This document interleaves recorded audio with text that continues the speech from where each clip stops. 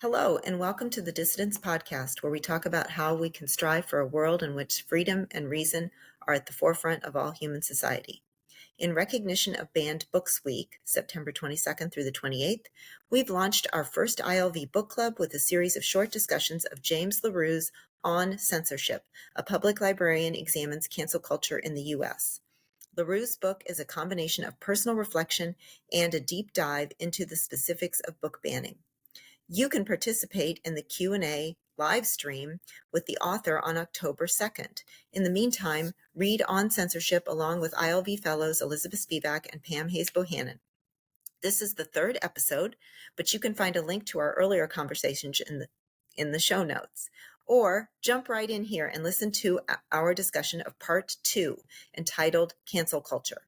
Remember to join us for the live meeting with the author in 2 weeks on Wednesday, October 2nd at 7 p.m. Eastern. You will find the link in the show notes, and you can also find out more by going to ilvalues.org. Hi, welcome back to our inaugural book club. Today, we thought we would start with, it's actually section 2 on cancel culture.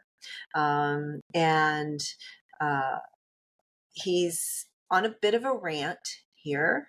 I think the author is on a bit of a rant.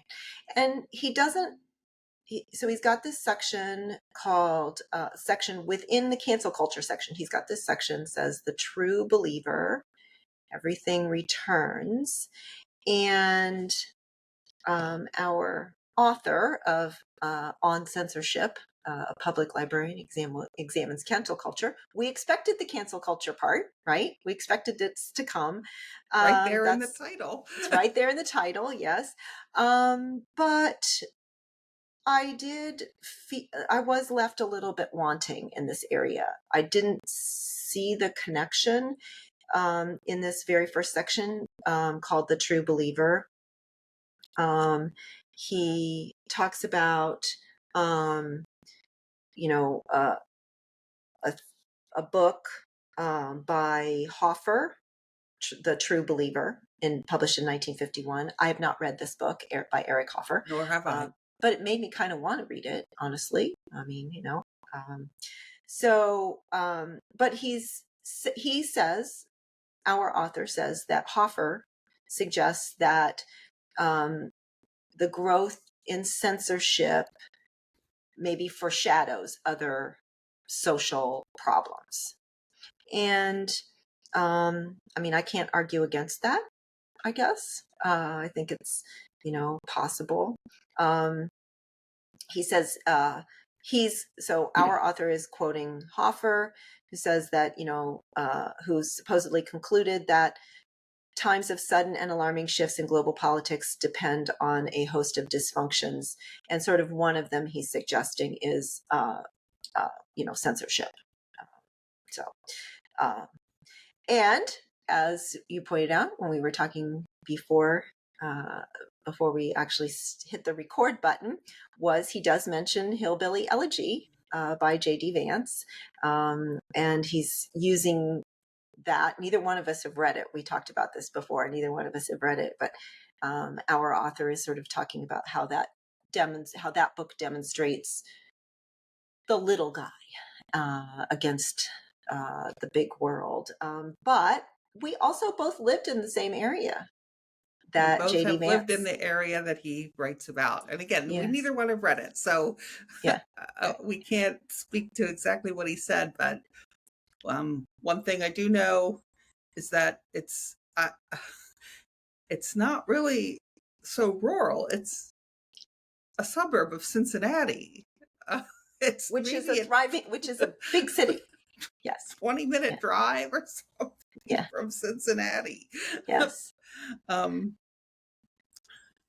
So I again, I haven't read it, but we both have lived in that area. And although there is, there's some rural areas out there, I don't consider that area so much to be right. maybe at 10 or 12 or something, you wouldn't have had access to, say, Cincinnati proper, but again, it would have been, an area that would be certainly influenced. But a lot of times we all know that in a lot of these big cities, you can't tell when you go from one area to the next. A suburb is sort of goes seamlessly right from the city to a suburb. So anyway, I think when a lot of people, and you and I both now live in New England, we both used to live in the Midwest, not at the same time, but even in the same areas. And I think many people who don't live in sort of the Midwest, or, I lived in coal country, steel country. I think that they imagine there's nothing but, sort of like pit toilets and cornfields, between here and between New England and California. And that just simply is not anywhere near reality.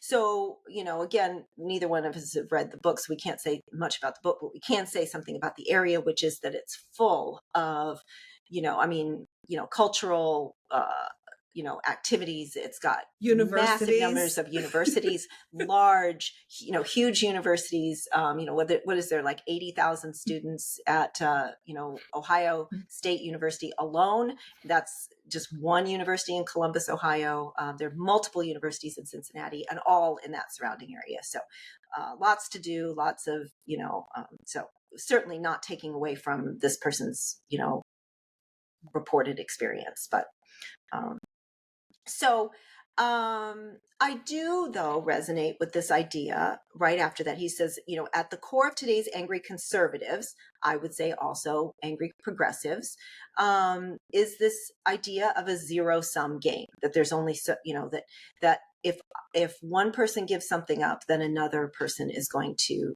to gain. There's only so much love to go around. There's only so much, privilege to go around, only so much, oppression to go around. There's only so much, and we're fighting for it, and we see that. Although he's mentioning it specifically on conservatives, certainly at a university, we often see it on the other side, which is this sort of like constant, almost like a little fight for being the biggest victim, right?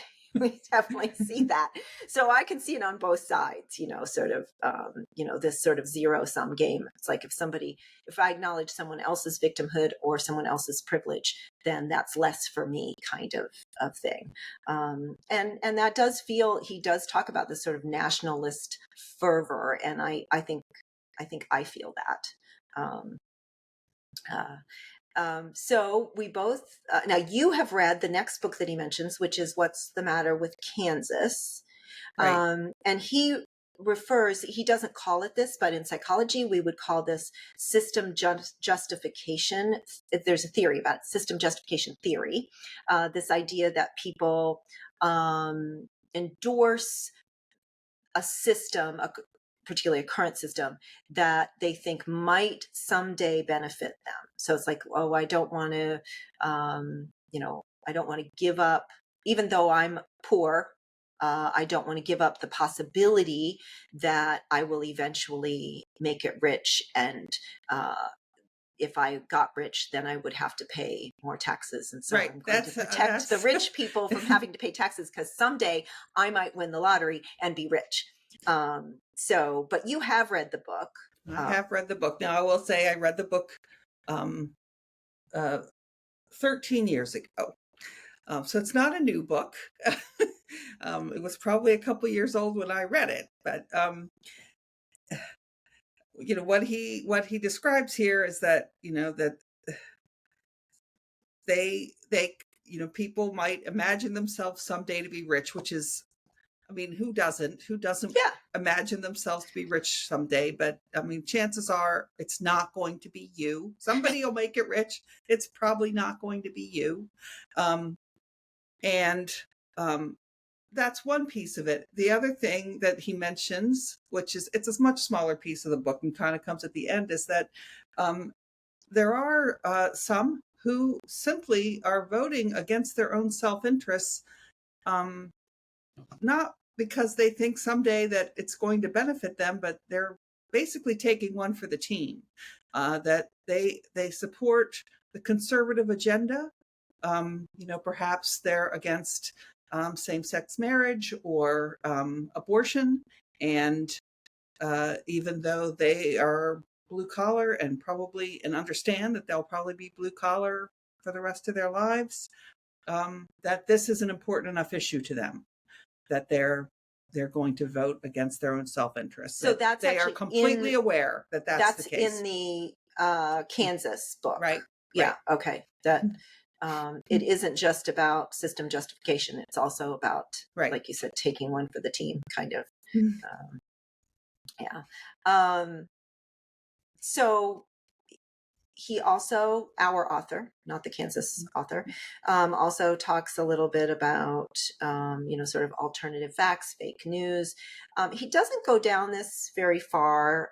There's certainly a large body of research coming out of psychology in particular that I'm aware of on fake news and sort of pre-bunking, getting people prepared, people learning sort of how the algorithms work and educating people about that. But I think to some extent your comment, although this, our author doesn't extend it to this, but the same is kind of true. There's a point, I think, at which people say, well, even if this isn't true, then something like it is probably true. And I'm just going to sort of, I'm going to go along with this because I believe in general that this is, a problem, that, whether it's voting or immigration or whatever, I'm not going to sweat the details. I'm just going to go with that it's a problem kind of thing. And our author mentions, Hoffer writing that mass movements don't usually arise until the prevailing order has been discredited. Discrediting is not an automatic result of blunders and abuses of power, but the deliberate work of, discrediting comes with words, particular language and grievance. And I think that we certainly see that, and again from both sides, right? We see that from the left and from the right, and so he's sort of on a little bit of a tear here. Now we get back to a little bit the topic of the book, censorship, when he gets to religion.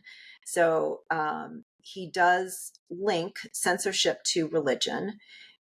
He says, and I'm interested in your thoughts on this. He says censorship overall is based on four things: accusations of disloyalty or treason, obscenity or objections to, sexual descriptions or behavior, contradictions to religious teachings, and animus against racial or ethnic groups. Would you agree that would you agree with him on that?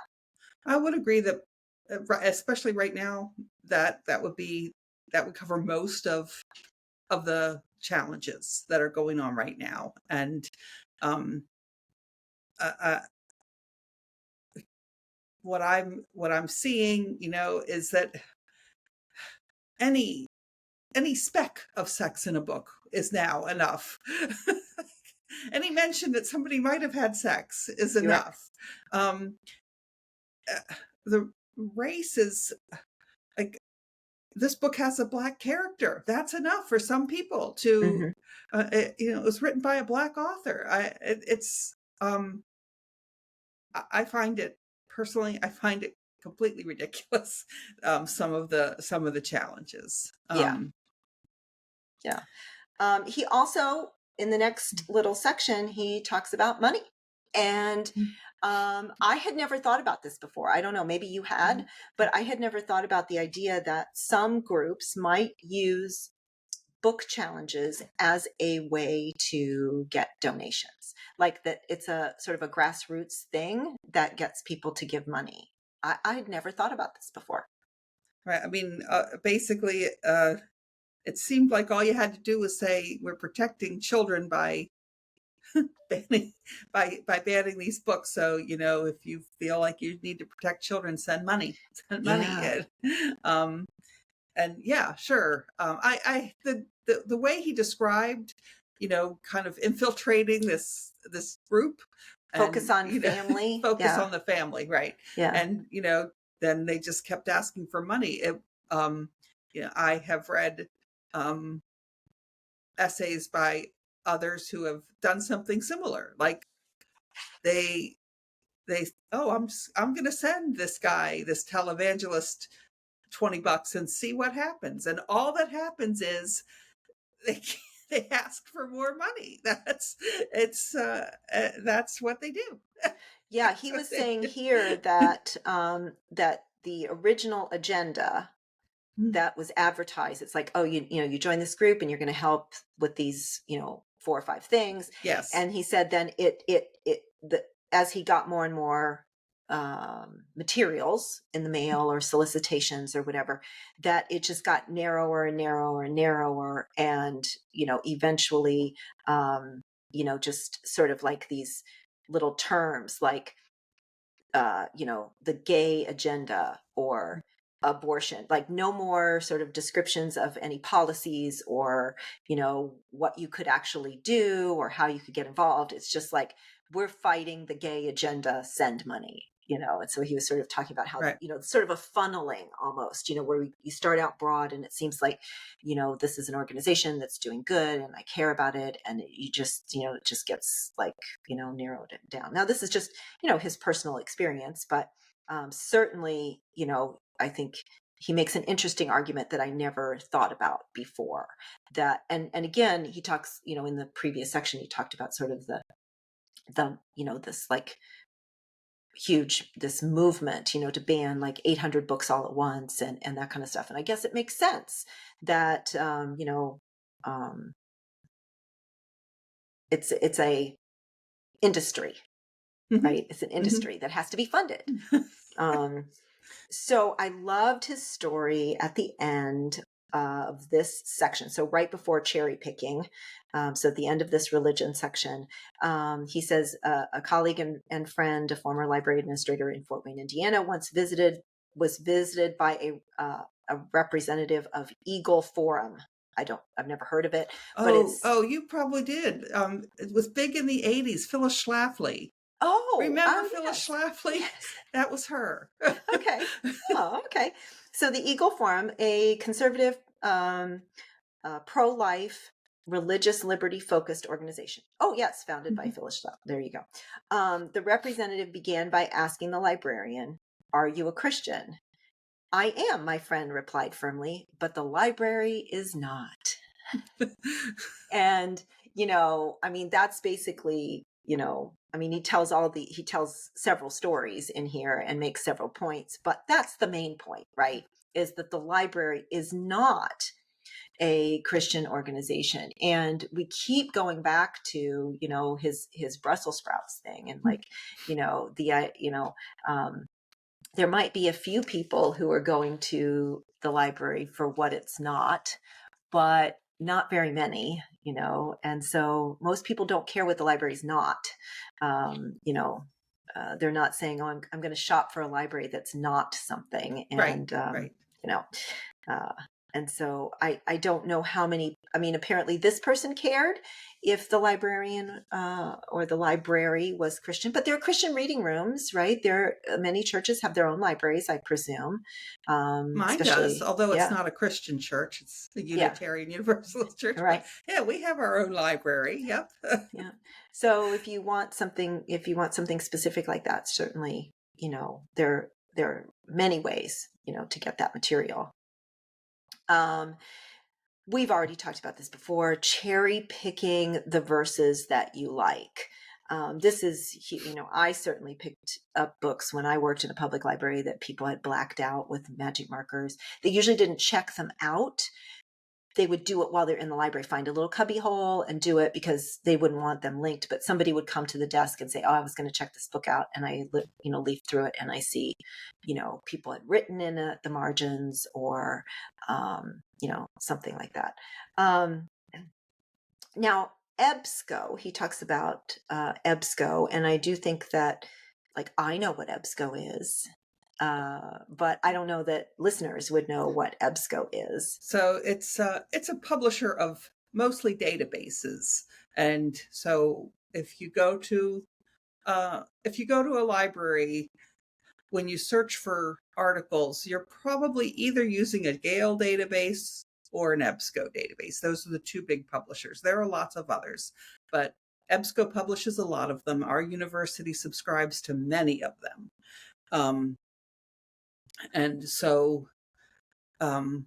sure, it's an aggregated, they're aggregated search engine. So they draw from a lot of different publications. Newspapers, magazines, and peer-reviewed articles are all going to show up. And, the end user can filter them in certain ways. And certainly if you're looking for porn, well, the thing is that the porn as it's actually legally described probably isn't in an EBSCO database, at least not one that you're going to find at your school library. Will there be articles about sex? Probably. If you search the word penis or breast, will you find something? Quite likely. If you're searching in an art database, might you find a nude? Probably. But if you are making it your goal to find something like that, you can. You can. And there have been cases, and he describes this, of parents like going in and deliberately looking for something so that then they can say, look what's available at the library. And he also very legitimately makes the point that incidentally, teenagers looking for pornography don't start with library databases. They use Google and their smartphones. Yes, indeed. Like, so much easier, right? So much easier just to Google it. Yes.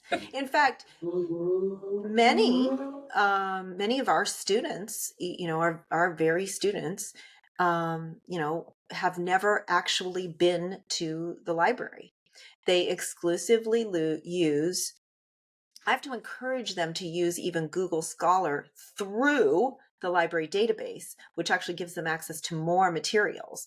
But they just want to, they say, oh, well, I use Google Scholar on my computer and I only read things that are available right there. So I'm not even going to go through the trouble of going through an EBSCO or a Gale or whatever. I'm just going to go to Google. I can't imagine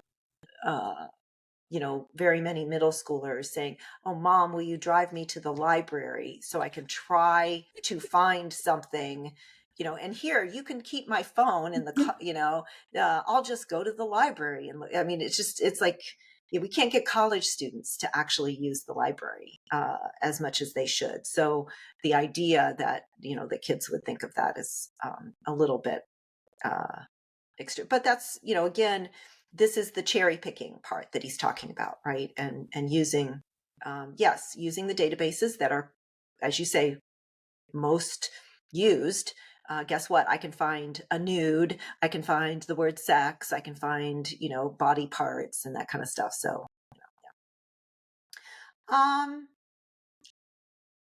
So the next section's on anti-Semitism, and he says anti-Semitism and misinformation. And I do like the one thing that he mentions here is, he talks about, hate speech. He talks about hate speech, and he does mention that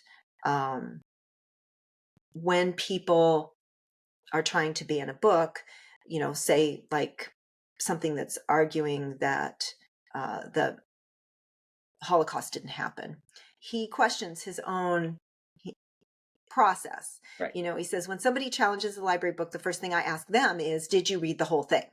So then he asks himself, is it hypocritical for me to reject the works on Holocaust denial if I won't even explore their literature? And he says he doesn't think so. I I would argue that it probably is a little bit hypocritical. That doesn't necessarily mean that I should say that he does. I would rather see him like own his hypocrisy. Right. Because and I mean, the other thing is that if he's read any Holocaust denialism, then maybe he doesn't have to read every single book that's Right. brought forth. He does seem to understand what the formula is for Holocaust denialism, and so uh, you know perhaps I don't know. I don't blame him for not reading the whole Right. thing, Me and neither. Me neither. he also yes, he should own his hypocrisy. Yes. Yeah. That's kind of what I think. So I agree. It's like you can't possibly read everything. And why would we? Why would any of us spend, very much of our time reading stuff that we know to be false? And, although again, one of the, a little bit critical of like, what are his sources? Well, one of his main sources here that he says, demonstrates that the Holocaust happened is Google, and I'm like, I don't know how I feel about that. Right after we're saying, don't just take Google's word. Right. You can't believe everything you find on the internet unless it's Holocaust denialism. Yeah. So he's again, I'm okay with the hypocrisy because you simply cannot resolve every hypocrisy, in the world or in our own lives or in our own minds or whatever. So I'm okay with it. So and he says, we shouldn't, our own intellectual capacities and open-mindedness should not be held hostage to years of crackpot literature. I'm totally on board with that. Totally on board. Now the next section, he talks about the academy and safety. And of course, because we're both academics, I mean, this was like woefully short, in my opinion. But, because he mentions a couple of examples that I think are, that are problematic. But I don't know. I just I'm not gonna add anything.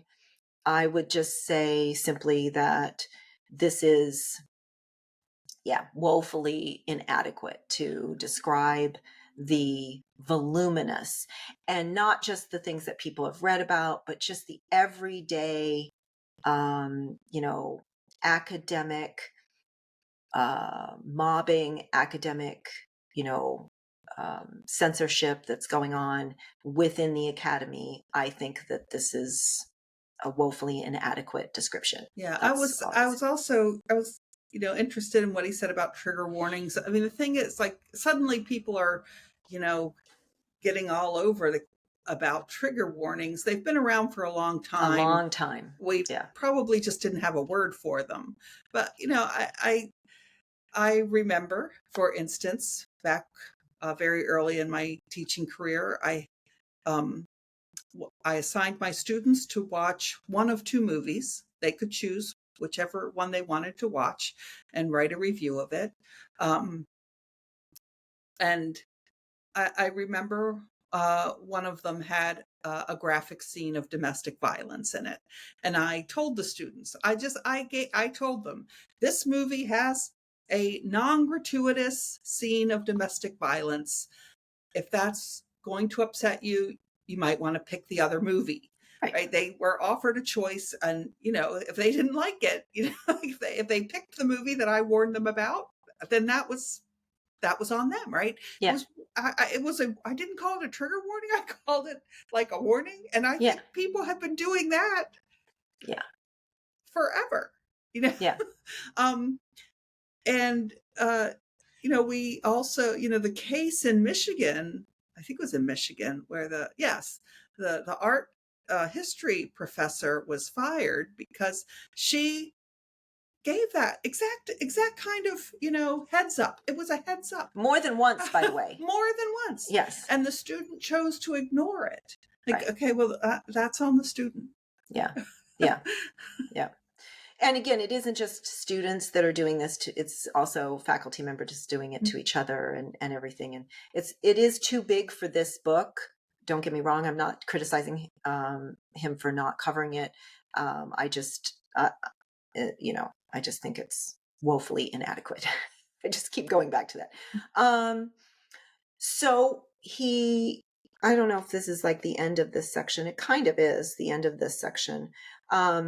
We're getting to the end of this section on the media, and he does circle back around to something that you and I talked about in the last one that he mentions. He said, I used to believe that only the government could censor. Right. And, and we talked about this in our last meeting a week or so ago. And, that he does say, I may be wrong. Sometimes private entities and corporations, again, reference his previous comment about money and, become powerful enough to take on the characteristics, of a Facebook forum and, blah, blah, blah, and kicking people off, that kind of stuff. So, yeah, you and I sort of were like, I don't know if it has to be a government entity, and he seems to be coming around. Right. The other thing I wanted to mention from this from this section was his comment about hate speech being deplatformed at the library. He says, many librarians disagree with me. They believe hate speech, broadly defined, should be deplatformed at the library. For instance, hate groups shouldn't be allowed to hold meetings at the library, but that strategy has a predictable outcome. Expect the hate group to sue the library on First Amendment grounds, expect them to win, and maybe exact a settlement. And they'll still get to use the library. And they got free publicity. And so I'll tell you one thing that it's kind of timely, because I think the August 4th, I think, is the date. There's an outfit called Brave Books. It's Kirk Cameron's group. Oh, yes. And Brave Books they have they're children's books with, kind of a conservative agenda. And they are hosting readings of their books at libraries. So it might appear to be a story time, for instance.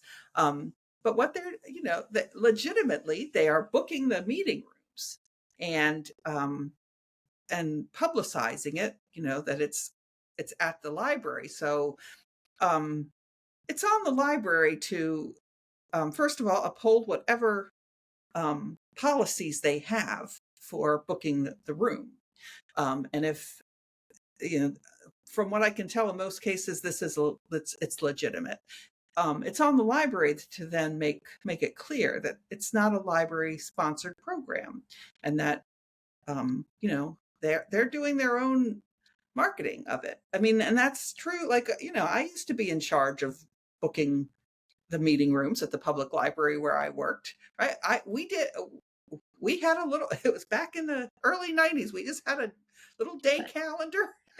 We wrote it down in pencil, so it could be erased if they changed their minds. But we didn't do any advertising for them. And I did have somebody call and complain once because there was a genealogy group that was doing something like, we had a very, very large Hispanic population in Texas, of course. And, so they were doing a genealogy program for doing research if if your heritage was Hispanic.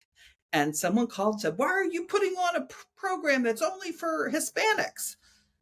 And, first of all, if anybody was invited, that was one of our policies. Anybody could come. If you're using the meeting room, anybody can come, until it's full.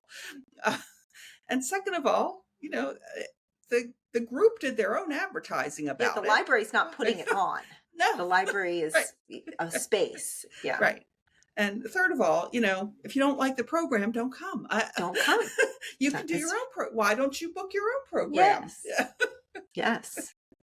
Yes. So yeah, and look, he kind of touches on a few things about Twitter and Facebook and that kind of stuff. One thing he does mention here, I think. Oh no, I guess not. I thought this was the section where he mentioned Amazon, but I guess not. Oh no, it's here. Yeah. Oh, is it? Yeah. Let's see. Um, We talked because, yeah, Amazon isn't a library. It isn't even a public entity. As a private company, it doesn't have to carry products it doesn't want to, or that it fears would offend the majority of its customers. So I guess somebody was expected the American Library Association to go after Amazon for not carrying certain books, which it's not a library. So right. the ALA, the ALA can like it or not as an entity, but Yeah. it's got nothing to do Not, with it. yeah. So Amazon is not a library. People may get confused about that sometimes, but it's not. Mm-hmm. It is a place where you can order books and many, many other things, right? So, what else I think, I don't know. I'm not sure what else there is in this that we would want to talk about, and except for, he gets to the end and, asks, will censorship work? Of this end of this section. It's not the end of the book, but, and he says, my observation about censorship in our time is this: we get what we deserve. I sort of don't like that argument, but because I don't think I deserve this, but if we defend the freedom to ask questions, the freedom to explore, the freedom to be delighted or confused or challenged, then we continue to grow. This is true for both individuals and for nations. If we narrow our range of possibilities, if we muzzle the voices of people who don't fit the current fashion or faction, then we weaken, we become less adaptable, less resilient, we stagnate and diminish. And so we have a choice. So yeah, I really like the end of this section. He went off on a little bit of a tear, little bit of a merger of church and state kind of tear for a little while and everything. But I think he makes a really good point here, that, and this is a challenge in academia,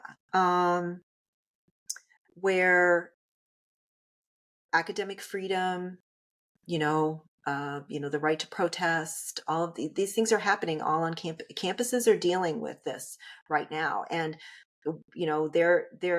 some are opting out, are now deciding, look, we're not going to put out statements anymore. We're not going to be this. We're not going to do that. We're adopting something akin to the Calvin report, which is that we are sort of like very much like the library. We are a place where people can do lots of things. We're not putting all of those programs together. We're not monitoring everyone's syllabi for every single thing that might be on it. And we're not putting out statements about, global or even local politics. We're not going to be that. Individuals, with their own, because of their own research programs or because of their own experiences, are free to do that on our campus. I'm sure, within some reason, but we're going to be a place where there's the freedom to explore, freedom to be delighted, confused, or challenged, and continue to grow. And I think that's what libraries, that's what you're describing too, like that this is a place where you can ask questions. And, I told you that in one of the public libraries that I use pretty regularly, I just sit and write. I do take out some books occasionally, but there are notices in the ladies' room, about like domestic abuses in this section. So you don't have to ask a librarian, right? So you can find these things, want information about reproductive health, go to this section.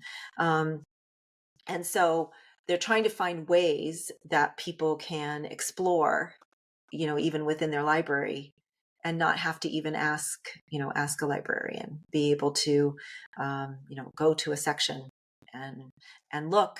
They could just, be in their little cubby. They don't have to check out the book. There has to be no record or anything. But if we don't offer people, those options, stay ignorant. You're easier to manipulate that way. For sure. For sure. Any other thing that you wanted to mention in this section that we did, or this? No? I don't think so. Okay. Then we'll close this section 2 and start on section 3 the next time. All right.